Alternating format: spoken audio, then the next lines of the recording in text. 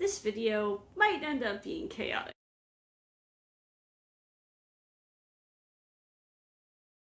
Hi everybody, it's Florence here, and it is December 30th, so it is now time for me to share with you my January TBR list. Now, did I script out what I was going to say for this video in advance?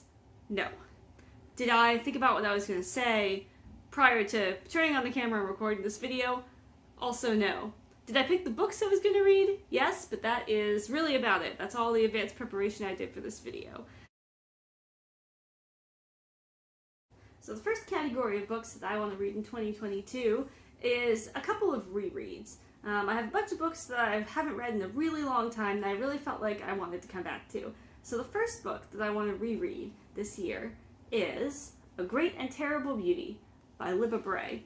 Now, I loved this book. I read this book when it came out, I think, which, let's see when that was. 2003. Yeah, I read it at the end of high school. I really loved it a lot. It's got all the kinds of things that I love. It centers around a girl who ends up in this kind of finishing school that has a bit of an ulterior motive, a bit of a dark side. There's a little bit of magic involved. I love a good boarding school. I love a good Victorian era novel. I love a good magical understory. There's a little bit of family drama in this one where tragedy strikes and that's how she gets sent to this boarding school, and then later it finds out that there are maybe parts of her family that aren't as they seemed, and I just really love that kind of stuff. And it's been a really long time since I've read the book. I used to quote it a lot. The motto for the finishing school is Grace, Charm, and Beauty, and I used to do this thing where every time I would like fall over or bump into something or do something clumsy, I would just say like Grace, Charm, and Beauty sarcastically. So I don't know, I just really love this book. I'm excited to reread it and see if it holds up to how I felt about it when I was in high school. A lot can change in there. So the second and last reread, with the help of my cat here, that I want to do in January of 2022 is a children's book that I think is beloved pretty much everywhere. It's called The Phantom Tollbooth, and it's by Norton Juster. And it is such a cool book for anybody who, like me, was like a little kid that loved language and just loved kind of random facts and things that were like secretly educational. And so I loved this book. And it talks about this guy named Milo, and a toll booth suddenly appears in his room, and he goes through it, and he ends up on this magical journey to this place that contains all of everything in the world in which he goes contains like language puns, and there's mathematical kind of jokes. It's just a very humorous, witty book where the jokes are subtle but also obvious enough that like a kid would get them, but I'm pretty sure also witty enough that an adult would still enjoy it. And I haven't read this book in, ages. I can't even tell you how long. So I'm really, really excited to go ahead and read it again, and I don't know, just become a child again. So the next category of books that I want to read is just general fiction. And it's actually really interesting, the books that I chose to read for this month. Two of them are set in or about Korea. And all three of them, I think, have some kind of like tragedy that goes on that kind of centers around the story. So it was just a bit of an odd synchronicity in the books that I picked in terms of just general fiction. So the first book is called The Mermaid from Jeju. It's by Sumi Han, and I'm pretty sure that I heard about this book from another booktuber, and I can't remember who, so I'm sorry whoever recommended this book or said that they were reading it. I don't even know if they recommended it. I think they just said they were reading it, and I thought it sounded interesting, so I went ahead and I got it too. It is set in Korea, and it is about the group of women who do deep sea diving for abalone or various things like that, and there's a lot that kind of goes on in this story. I honestly, apart from just reading the jacket of the book, I don't know that much about it yet. I know there's a tragedy that is involved.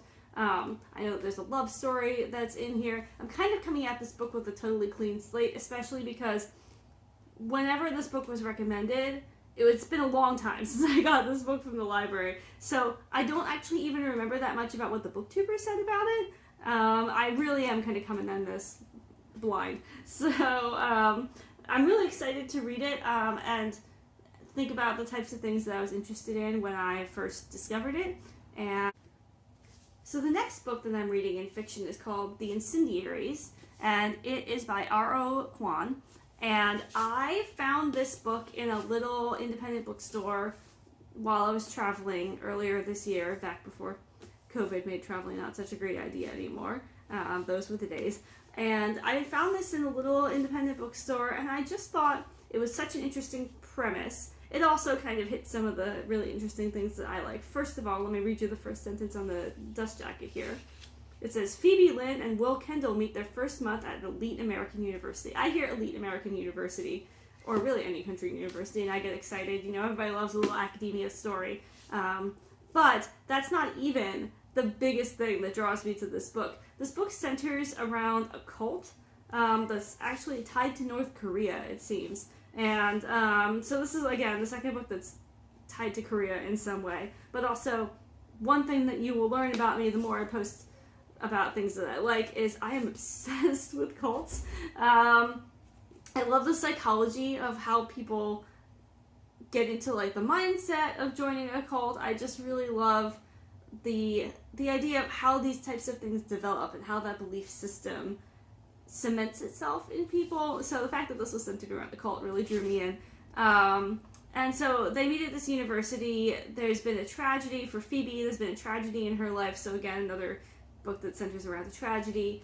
And then she becomes part of this cult, and then kind of further tragedy and violence ensues as a result of her being part of this cult and the actions that they take. And so then there's kind of it looks like kind of a psychological journey that Will goes on in order to get into the mindset of how she got where she was. So this book just really drew me in. I just thought it was such an interesting idea for a story. There's a lot of things in here that sound like things that I'm really going to enjoy. So I'm super excited to pick this up sometime in January and get started on it. The next and last book in my general fiction series is called Exit West, and it's by Mohsin Hamid.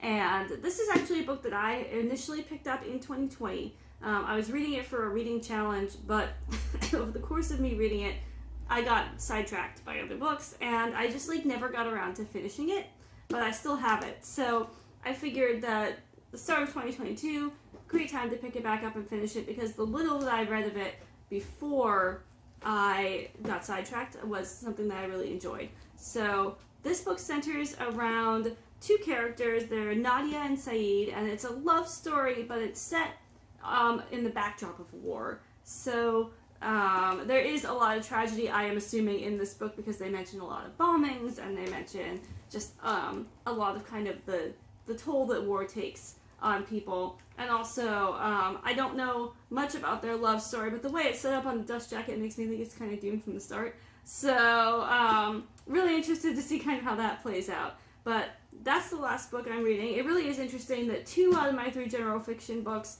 are centered around Korea in some way, and all 3 have a very large tragedy element. So, I might have to split those up so that I don't just get totally bogged down in death and depression in the beginning of January 2022. I don't know if that's the vibe that I really want to do after 2 years of COVID, but, you know, at least, spoiler alert, none of my books are about pandemics as far as I know, so we'll get there.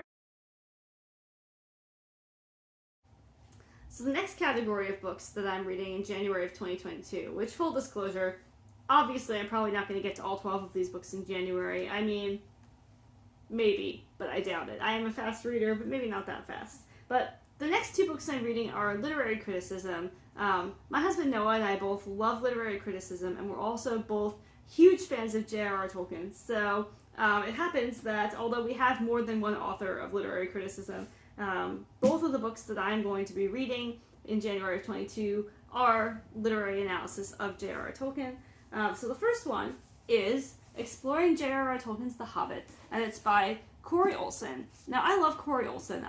He taught at a college that I applied to and got into and ended up not going to. And I also, when I was in college, I was obsessed with, I think if this were now, he would have a podcast. But since podcasts weren't really a big thing back when I was in college in the like early 2000s, he just had a series of audio lectures that he had on his website. And they were all like about Tolkien. He's a Tolkien scholar. And I just loved, I would listen to them all the time. So I really wanted to, I think I got this book for Noah for Christmas one year just because I really was obsessed with him. And so this is a great literary analysis. I've never read it, but I'm already excited to kind of get, he really just kind of takes The Hobbit and goes through the whole book and just kind of like takes you on like a guided tour. And who doesn't love The Hobbit? So I am excited to do that. I think that's going to be more of like a broad-based literary analysis, and then the next book that I'm reading is going to be more of a in-depth kind of one subject. So then the next and last book that I'm reading for literary criticism is again also about J.R.R. Tolkien. It's called Languages, Myths, and History.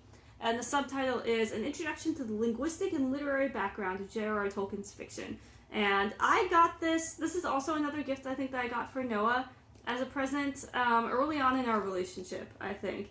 And I had never heard of this book when I bought it. I had never heard of Elizabeth Solopova, who is the author of the book. I just, I saw it and I thought, what a cool idea. What an interesting thing to delve into. It was a part of kind of J.R.R. Tolkien's process that I wasn't super familiar with. But Noah and I also are both really into languages and linguistics.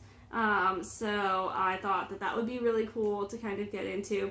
So it's all about the different languages and the different types of literature that really kind of influenced J.R.R. Tolkien while he was writing his great works. And so, again, I never got around to reading this one even after I gave it to Noah, and so I'm excited now to pick this one up. It's actually relatively short, and the print is not too small, so I will probably like blaze through this one.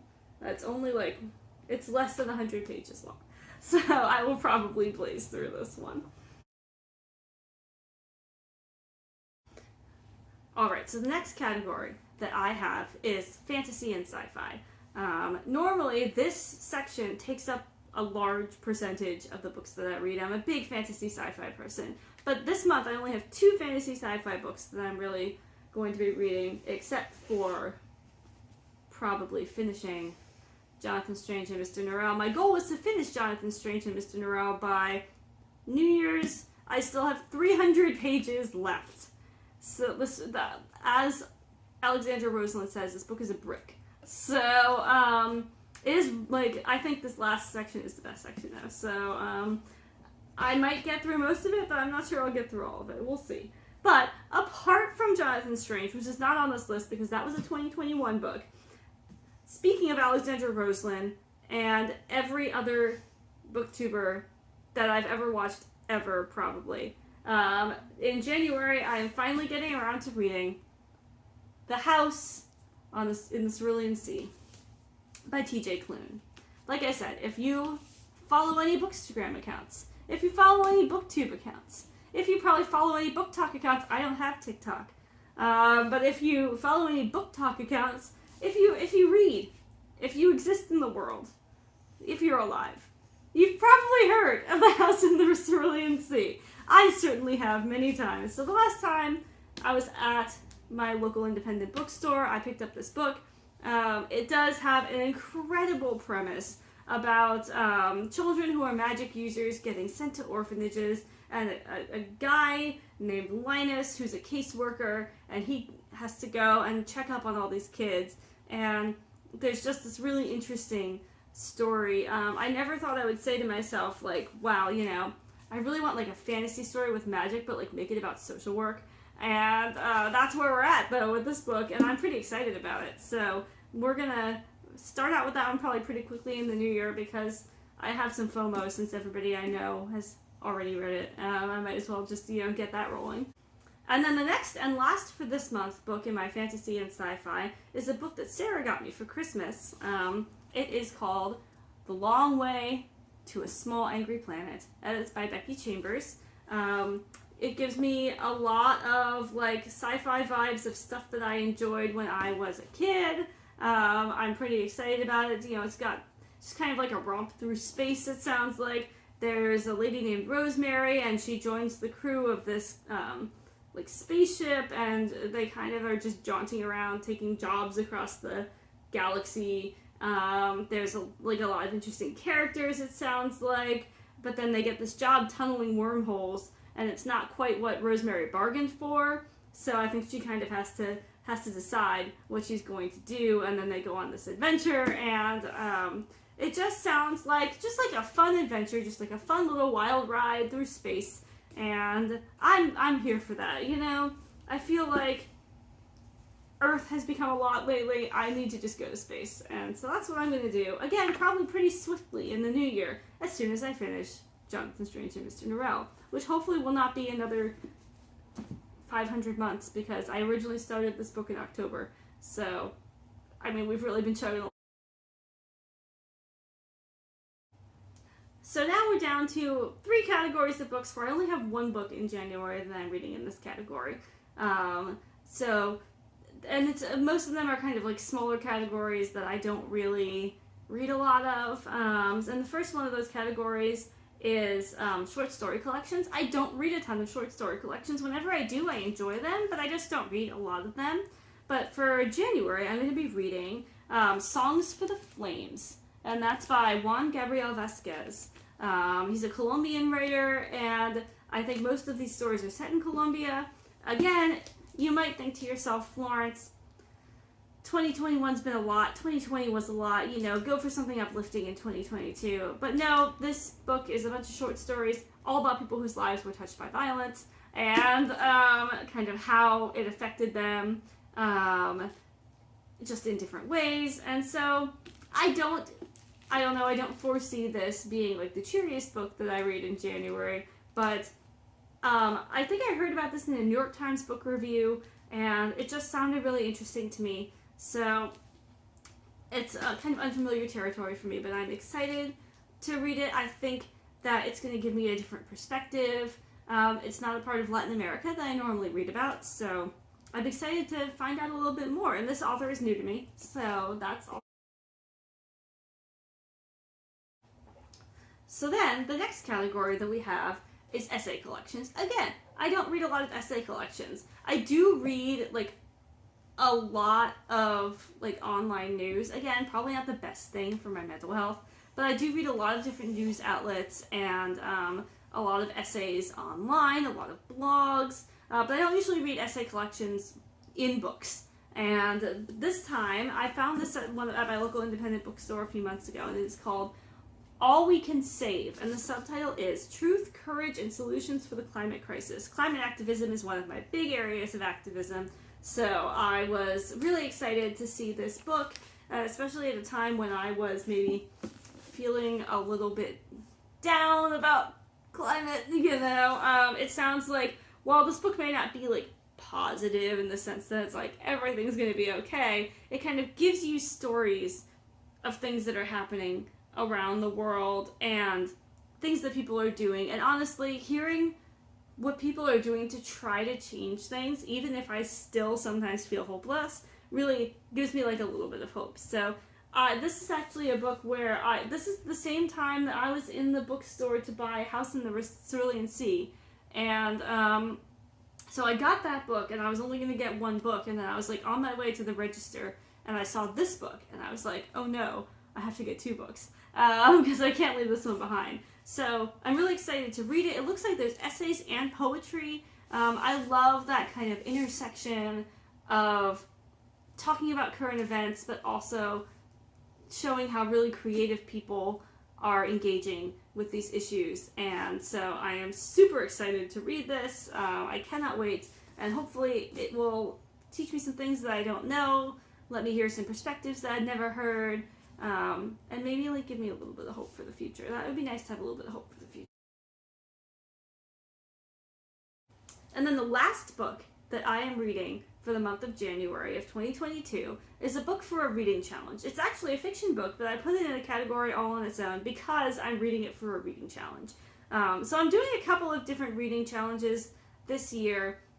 The one that Sarah and I do every year is the Popsugar reading challenge. They have really cool different categories. I'm also doing it's a Disney Princess reading challenge, and I'll be working that. That's a year-long, I think, reading challenge, and they post things every month. I'll try to link that in my description, or possibly as I go throughout the year. One of my friends is actually putting it on, and she invited me to participate. But this one's for the Popsugar reading challenge. I haven't even thought about what I'm doing for the Disney Princess prompts yet. I think they went up recently. But Sarah and I, it's 50 prompts, and they're all listed at the beginning of the year, and then we put them into a random number generator, and we choose a random one. And whenever we finish the next book, we choose another random one. And so we chose our first random one, and it was a book that you don't know anything about. And so I decided I went today to my local independent bookstore, and I picked a book that I just didn't know anything about. But I did read the covers to see if I could find something that I guess fit with the vibes that I wanted for the year. I didn't want to pick something completely random, but I did want to make sure it was something I didn't know anything about. And I came upon this one. It's called The Fortnight, The Fortnight in September, and it's by R.C. Sheriff. And it seems like it might just kind of be like a slow, cozy book.